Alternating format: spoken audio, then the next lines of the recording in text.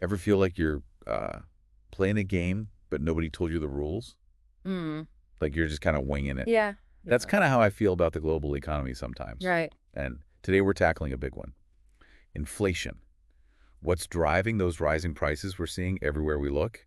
And what does it mean for you and me? Yeah, it's a big one. Everyone wants to know about this. It's the question I know a lot of people are asking. We're diving deep into an article that breaks down 6 major things making inflation worse right now. Ugh, And thankfully, I don't have to do this alone. We've got our expert here to help us make sense of it all. Ready to get started? let's do it. All right, so this article, right off the bat, it takes us straight to China. Okay. You might think what happens in China stays in China. Yeah, you wouldn't think it would affect us over here. But turns out, a stock market boom in Beijing could actually end up impacting something like the price of your morning coffee here. It's true, and it's all about how everything's connected. Okay, I'm intrigued. Connect the dots for us. So China's been on this mission to really boost its own economy, pumping a ton of cash into the system, targeting things like stocks and real estate. Which, on the surface, sounds like a good thing, right? Sure, for them, but let's say you're trying to buy a new phone or even a car. Well, Suddenly, there's way more money floating around out there, but the number of phones and cars hasn't changed. What happens? prices skyrocket. Classic supply and demand, but on a global scale now. Exactly. What happens in one corner of the world can ripple out and touch everyone, even if you're not buying stuff directly from China. It's like a domino effect. Okay, so that's China's stimulus efforts. Now, shifting gears to something a little closer to home. Sure. Unfortunately, it's not as uplifting. We're talking about conflict, Mm-hmm. specifically the ongoing situation in the Middle East. Right, and it's important to remember conflict and inflation, they have this long history together. They kind of go hand in hand. How so? Well, historically, whenever you see instability in a region that's crucial for things like oil and gas, the Middle East being a prime example, it creates this upward pressure on prices. And it's not just about filling up our gas tanks either, Well, right? no, it goes way beyond that. Think about all the things we use oil for, transportation, manufacturing. It's in everything. So those price increases, they ripple out, touch almost every part of the global economy. In this article, it actually points out that oil prices have already jumped up 3% since this latest conflict began. That's right, and that's significant. Highlights just how real these costs are. Yeah, 3%, that's in a pretty short amount of time too, isn't it? It is, and it's only going to get worse if the conflict continues. You see, it's all about supply and demand. When you have a conflict, the supply of oil is disrupted, Makes sense. and that drives up the price. Okay, so we've got China dealing with their stimulus. We've got this conflict driving up oil prices. And then, to make matters even more interesting here in the U.S., we've got those port strikes. Right, right. And that really highlights something else we need to talk about, the whole balance of labor and supply chains and how it all ties back to, you guessed it, prices. Yeah, those strikes, they were big news. But how exactly do they factor into this whole inflation puzzle? Well, think about it. The U.S. relies a lot on imports, right? We buy more from overseas than we sell. Yeah, we like our stuff. So any kind of slowdown or disruption at those ports, it's like throwing a wrench in the whole system. Like a massive traffic jam. Exactly. Those ships are just stuck there. All the goods they're carrying are delayed. And suddenly those everyday things we rely on, they become harder to find. And we know what happens when things are scarce. Prices go up. It's basic economics, but on this huge global scale. It's like a domino effect. One thing knocks into another. Yeah, and it's not just about those immediate effects either. We have to remember those workers, they were striking for a reason. Right, better pay, better conditions. Exactly, and those demands don't just disappear when the strike's end. Those costs, they get factored back in, passed along to consumers like us. So even after things are back to normal, we could still be feeling the effects. Higher prices sticking around. It's something to keep in mind. The decisions made today can have lasting consequences down the road. It's all interconnected. Okay, so we've got China, we've got conflict, we've got these port disruptions. It's a lot to unpack. It is, and we're just getting started. I'm ready if you are. Let's keep going. All right. Next up, let's talk about everyone's favorite, the Federal Reserve. Oh boy, the Fed.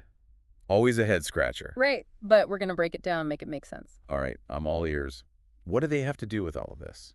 So think of the Fed as like the conductor of the economy, right? Okay, I like that. Their job is to keep the music going, keep everything in sync. Without everything falling apart. Yeah. Exactly. And one of their main tools for doing that is something called interest rates. Ah, yes, interest rates. I hear that term thrown around all the time, but I'll be honest, I don't always fully get it. Don't worry, it's really just the cost of borrowing money. Okay. When the Fed lowers interest rates, it becomes cheaper to borrow money, which encourages people to spend and invest more. So it's like hitting the gas pedal on the economy, right? Exactly. But here's the catch. Too much gas, and you risk overheating the engine. Meaning? Meaning, if spending increases too quickly and outpaces the supply of goods and services, we get inflation. Prices rise. Right. That makes So sense. the Fed's constantly walking this tightrope, trying to find that sweet spot between growth and stability. Sounds like a pretty tough job. It is. It's a delicate balancing act. Yeah. And to make things even more complicated, there's this other thing they do sometimes called quantitative easing. Quantitative easing. Okay, now you're just using big words to scare me. Sorry, I promise it's not as scary as it sounds. Basically, it's another way for the Fed to inject money directly into the economy, usually by buying things like government bonds. And this helps how? Well, it can help lower long-term interest rates and encourage more lending, which can be good for the economy. But again, it's a balancing act. If they do too much, it can also lead to, you guessed it, inflation. Okay, so the Fed's over there trying to steer the ship, keep everything afloat, but there are a lot of factors to consider. Exactly. It's like trying to predict the weather sometimes. You can't control everything. So what's the average person supposed to do with all this information?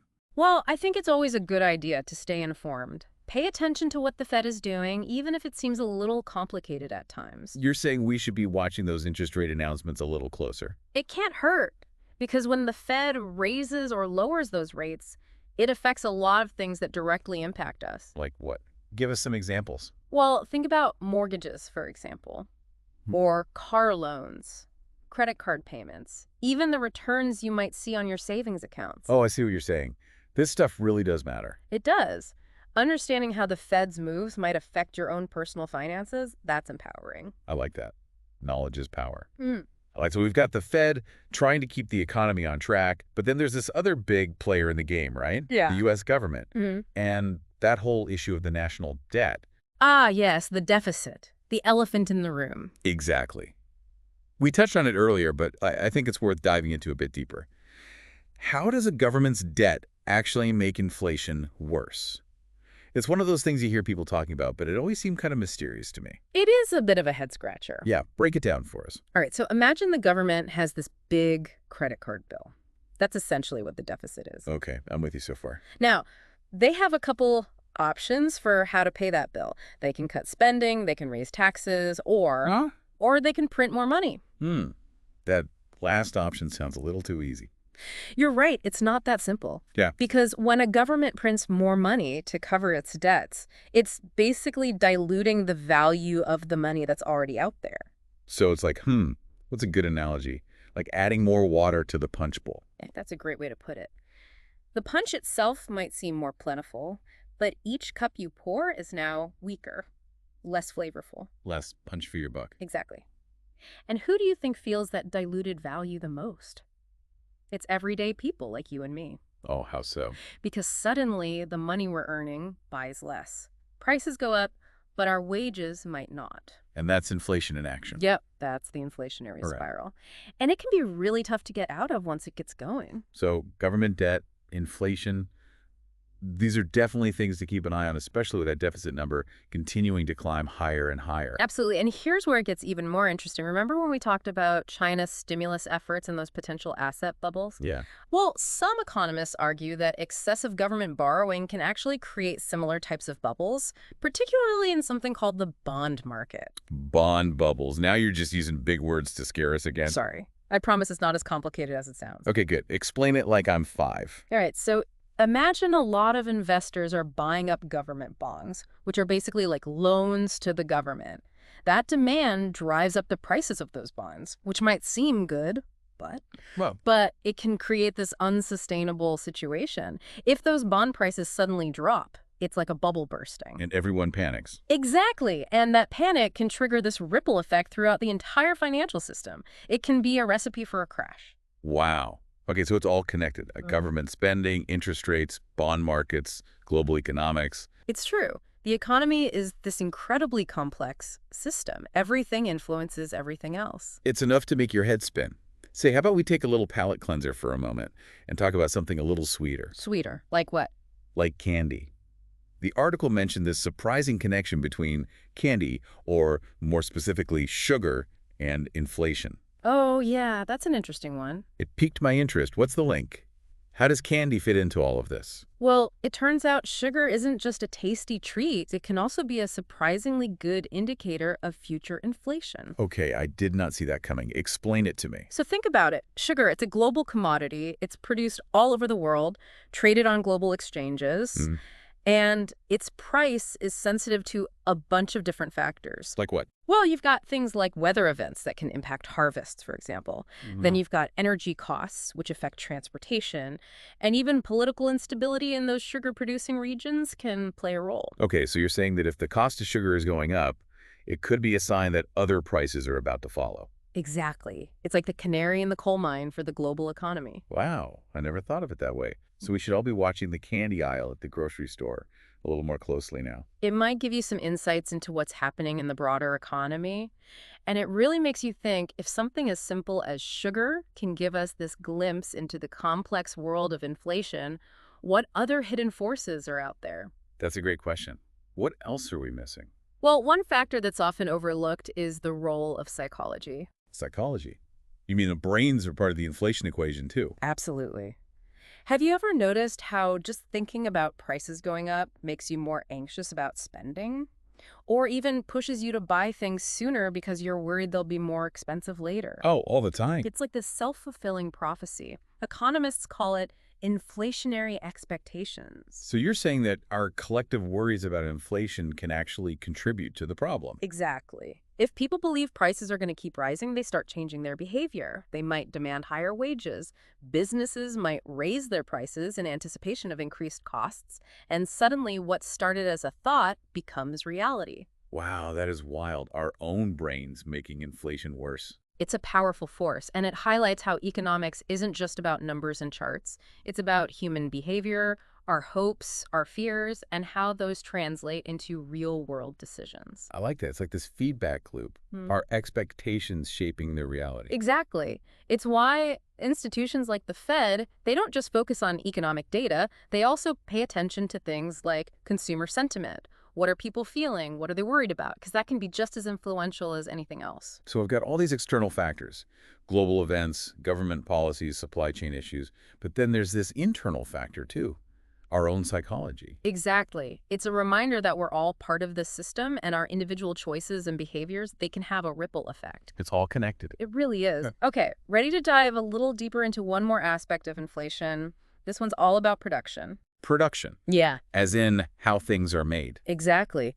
We often focus so much on consumer demand when we talk about inflation, but what about the costs that go into creating those products in the first place? What happens before those goods even hit the shelves? That's a really good point. It's a crucial piece of the puzzle that often gets overlooked. So let's talk about it. What kind of hidden costs are we talking about here? Well, think about it. Every single step in the production process has a cost associated with it. And those costs, they're constantly changing. You've got energy prices, which are always fluctuating. You've got labor costs, which can be impacted by things like minimum wage laws or worker shortages. Right. Then you've got transportation expenses, the cost of raw materials. All of these things play a role in how much it costs to produce something. So even if consumer demand stayed exactly the same, if those production costs go up, businesses have no choice but to raise prices. Right, exactly. They have to protect their bottom line. And who ends up paying those higher prices? Consumers like us. Exactly. And that's why inflation can be such a tricky thing to control. It's not just about too much money chasing too few goods. It's this complex interplay of forces, some visible, some hidden, all coming together to influence that final price tag we see. It's like a giant puzzle. It is. But the good news is the more pieces we can put together, the better we can understand how it all works. Exactly. Knowledge is power. Okay, so we've covered a lot of ground. From China's stimulus efforts to those U.S. port strikes. We've talked about the Fed's balancing act, even the psychology of sugar craving. It's a lot to digest, I know. But you've been amazing at breaking it all down, making it easy to understand. I'm glad you think so. And remember, even though we might not have control over all these complex global events or government policies, we do have control over how we respond. That's a good point. So what can we do? How can we be more proactive? Well, we can start by staying informed, like we're doing right now. The more we understand about these forces shaping our world, the better equipped we are to navigate them. I completely agree. Knowledge is power. And on that note, maybe we should take a little break, let all this information sink in. Sounds like a plan. All right, everyone, we'll be back in a moment to continue our deep dive into inflation. Stay tuned. All right, and we're back, diving right back into our deep dive on inflation. Ready to keep going. Let's do it.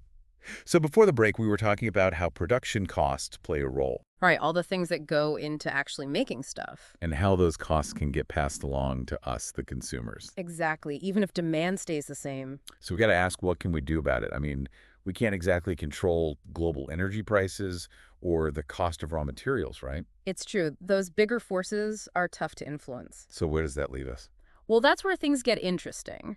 Because even though we can't control everything, understanding these forces, it gives us a different perspective. It's about adapting, maybe making different choices. Give us an example. What kind of choices? Well, take energy, for example. We've talked about how much of an impact energy prices have, right? Yeah, it affects pretty much everything. Right. So maybe this encourages us to think about our own energy consumption, maybe explore more energy efficient options. Like solar panels, electric cars. Exactly. Things that might have seemed like big investments before, suddenly, in the context of rising energy prices, they might start to make more sense. So it's not just about riding out the storm. It's about being proactive, adapting to the changing economic climate. Exactly. And that's really the key takeaway here.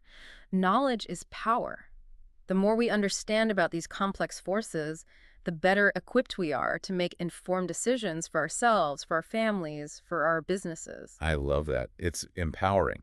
Instead of feeling helpless, we can be proactive. Absolutely. And that proactivity, it can take many forms.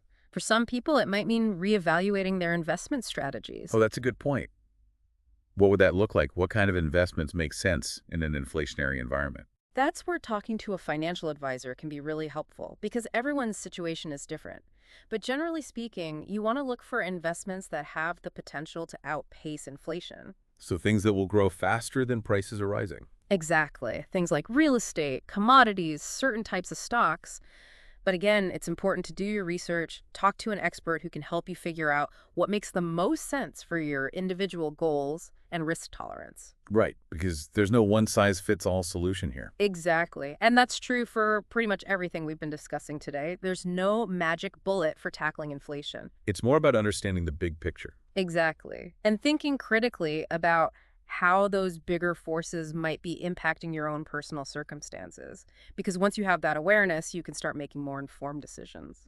It's about taking control. Exactly. Okay, so we've covered a lot of ground today, from China to conflict to the cost of sugar. It's been a wild ride. It has. But we're not done yet. There's still so much more to explore. Oh, like what?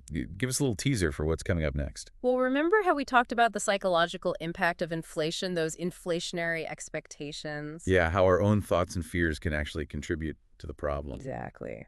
Well, next we're going to dive even deeper into that. We're going to talk about the history of inflation, how it's been portrayed in the media, and how all of that shapes our perception of what's happening in the economy today. Oh, I like it. The psychology of money. That's always a fascinating topic. It is, and it's more relevant than ever in today's world. I can't wait to dive in. Me neither. All right, everyone, stick around. We'll be right back with more of our deep dive on inflation after a quick break. All right, and we're back, ready to dive back into the psychology of inflation. Absolutely. It's a fascinating side of this whole thing. Before the break, we were talking about how our own expectations about inflation, whether we think prices are going up or down, it can actually have a real impact on the economy. Right. It's like a self-fulfilling prophecy in a way. So let's talk about that. How do our perceptions of inflation, the things we read in the news, the conversations we have with friends and family, how does all that shape the reality of what's happening? It's a really complex relationship. Like, think about how often you hear the word inflation these days. All the time. It feels like it's constantly in the news. Exactly. And every time we hear it, it reinforces this idea that prices are rising, that things are getting more expensive. Right. Even if our own personal experience maybe hasn't caught up yet. Exactly. It creates this sense of anxiety, of scarcity. Like we need to buy it now before the price goes up even more. Exactly. And that fear, that urgency, it can actually drive up demand. And when demand goes up, so do prices. Exactly. So it becomes this vicious cycle. Our fears about inflation actually feeding into the problem. And it's not just the media either. Think about those conversations I mentioned before, the ones we have with our friends or family. Oh yeah, everyone's complaining about prices these days. Right. And every time we complain, every time we share those anxieties, we're reinforcing them. Not just for ourselves, but for the people around us, too. It's like this collective anxiety that we're all feeding into. Exactly. And that collective anxiety, it can have a real impact on how businesses behave, too. How so? Well, if businesses are sensing that consumers are worried about inflation, that they're expecting prices to rise, what do you think they're going to do? Probably raise their prices. Exactly. They're going to try to get ahead of the curve, protect their profits. So even if those price increases weren't strictly necessary based on their costs, those anxieties, those expectations, they become a self-fulfilling prophecy. Wow. Okay, so we've got this whole psychological layer on top of all the other economic factors we've been talking about. It's all connected. And it's a two-way street, too. Mm-hmm. Our psychology influences the economy, and the economy influences our psychology. Exactly. It's this constant feedback loop. So what can we do about it? If our own fears about inflation can make the problem worse, can we flip the script? Can we think our way out of it? Now, that's the million-dollar question, isn't it? And unfortunately, there's no easy answer. But I do think awareness is a good first step. Absolutely. Recognizing that our perceptions are being shaped not just by objective economic realities, but by these subjective forces too. That's huge. Because once we're aware of those forces, we can start to question them. We can start to look for a more balanced perspective. Exactly. And maybe, just maybe, that shift in perspective, that collective deep breath, it can start to break the cycle. I like that. A little bit of optimism never hurts. I agree. Now, before we wrap things up, there's one more thing I want to touch on. Okay, what's that? History. Specifically, how the history of inflation shapes how we think about it today. Oh, that's interesting. So, like, are we doomed to repeat the mistakes of the past? Not necessarily, but it's important to understand where we've been in order to navigate where we're going. Makes sense. Give us an example. Well, for people who lived through the hyperinflation of the 1970s, for example, they have a very different relationship to inflation than someone who's younger who maybe hasn't experienced that kind of economic turmoil firsthand. Right, it's like a collective memory that gets passed down. Exactly. And those memories, those stories, they can shape our perceptions, our anxieties, even if we're not consciously aware of it. It's like this underlying hum of worry that's always there. Right. So it's important to be mindful of that, to recognize that our own personal experiences, our family's experiences, they all color how we view the world, including the economy. It's all connected. Always. And speaking of connected, I think it's time to bring this conversation full circle. Back to where we started. Exactly. We started this deep dive by talking about how complex and interconnected the global economy is, how it's like this giant game with all these hidden rules. We've uncovered a lot of those rules today. We have. We've talked about China's stimulus efforts, the conflict in the Middle East, those port strikes, the Fed's balancing act, even the psychology of sugar cravings. It's been a wild ride. But you've done an amazing job of breaking it all down, making it understandable. Well, thank you. That was the goal. And I think the biggest takeaway for me, it's that even though the economy can feel really overwhelming sometimes, like this big, scary thing, we have no control over. Right. The more we understand it, the less scary it becomes. Absolutely. Knowledge is power. And while we might not be able to control those global forces, we can control how we respond to them. We can make informed decisions for ourselves and our families. Exactly. We can be proactive, we can adapt, we can even thrive, even in uncertain times. Exactly. So, to everyone listening, keep asking those questions, keep learning, and keep those conversations going. Because the more we understand about how this complex world works, the better equipped we'll be to navigate whatever comes next. Couldn't have said it better myself. That's it for today's deep dive into inflation. Thank you so much for joining us. Until next time, stay curious.